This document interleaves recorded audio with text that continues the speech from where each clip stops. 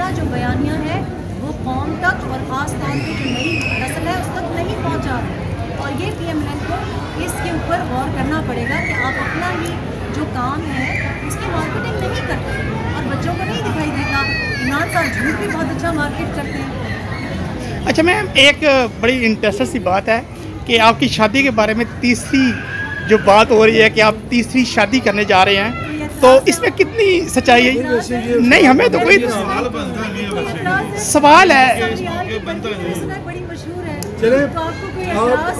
नहीं, हमें तो इतराज़ नहीं है, लेकिन आप इसमें कुछ बताएं ना, हमें भी बताएं। कि आप पहली ईदी भेजेंगे कि नहीं भेजेंगे? मैं लास्ट भी भेजूंगा इंशाल्लाह।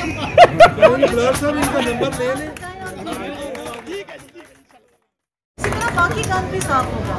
जो IMF के साथ मुआहदे किए हैं, जो पेट्रोल के ऊपर मुआहदे किए हैं, वो साबिका हुकूमत करके गई है, जिसका अब ये हम बहुत मुश्किल जो फैसले हैं ये यूनिटी की हुकूमत को करने पड़ रहे हैं। और आप देख रहे हैं कि सियासत भी डैमेज होगी, लेकिन शॉर्ट टर्म होगी। अल्टीमेटली तो मुल्क है, रियासत है तो सियासत है। तो अगर ये मुश्किल फैसले नहीं करेंगे तो ना हमें IMF की जो फंड्स हैं वो रिलीज़ होंगे और जो पिछला जो गंद है उसको साफ करने में कुछ वक्त लगेगा। मैडम अगर देखा जाए तो अभी जो तकरीबन 20 जो हल्का है उसमें इलेक्शन हुए हैं और मुस्लिम लीग नून जो है वो तकरीबन सिर्फ 4 सीटें ले सकी है। 15 सीटें जो हैं वो तरीके इंसाफ ने ली हैं। अगर देखा जाए इस पर आप क्या कहेंगी? महंगाई की वजह है या कोई अपना इमरान खान का जो पिछली सीटें जीती हुई थी ये वजह? आप क्या इस बारे में क्या कहेंगी? देखिए, पहली बात तो ये जो बाई इलेक्शंस में सीटें पाकिस्तान तहरीक इंसाफ ने ली हैं, उन्होंने अपनी सीटें ही वापस ली हैं, तो इतना कोई बड़ी बात नहीं है।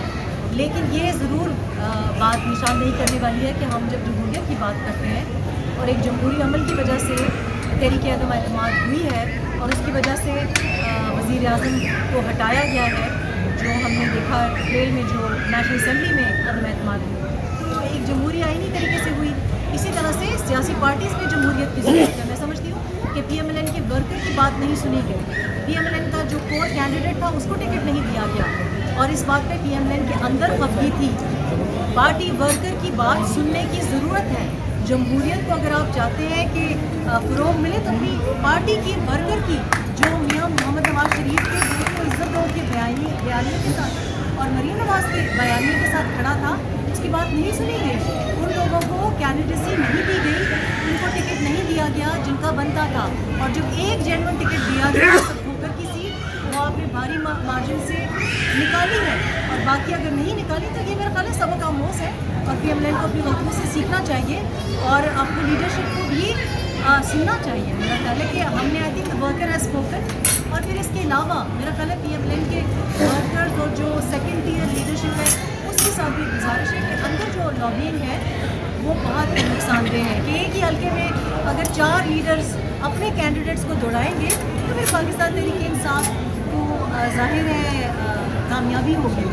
और इसमें भी एक और बात बहुत ज़रूरी है कि जो बयानिया है, जो पाकिस्तान तहरीक इंसाफ के लीडर ने जो बयानिया बनाया है वो बहुत मौसर मंजन है, झूठ है, लेकिन वो मौसर तरीके से बेचते हैं।